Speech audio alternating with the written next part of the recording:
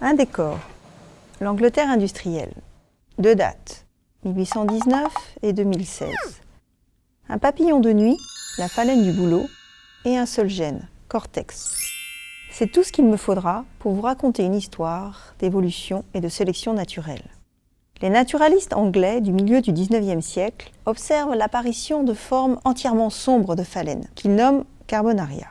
Ils l'associent aux changements environnementaux de la révolution industrielle.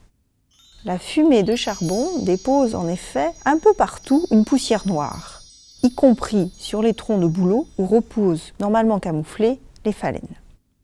Dans ce nouvel environnement, noirci par le charbon, les phalènes sombres deviennent invisibles, alors que les formes originelles, claires, se distinguent facilement et sont les cibles privilégiées des oiseaux prédateurs.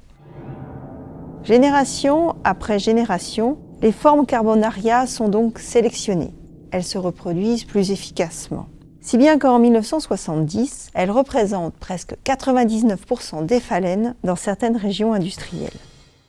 Pourtant, lorsque la pollution de l'air liée au charbon décroît à la fin du XXe siècle, les écorces de bouleau s'éclaircissent. Les formes Carbonaria perdent ainsi leur avantage. Elles sont maintenant rares. Il a fallu attendre 2016 pour que le deuxième acteur de l'histoire, le gène cortex, entre en scène. En comparant les ADN de formes Carbonaria et Typica, les chercheurs ont isolé une mutation associée à la forme noire. Il s'agit de l'insertion d'un long fragment d'ADN au début du gène cortex, qui perturbe son expression et modifie la coloration des écailles, qui de blanches deviennent noires. D'après les calculs, cet ADN étranger se serait introduit dans le cortex au hasard, en 1819.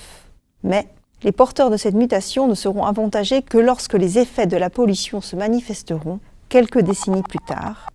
Ainsi, une question soulevée par les naturalistes anglais au milieu du XIXe siècle trouve son explication grâce au travail des chercheurs d'un laboratoire de Liverpool il y a quelques semaines seulement.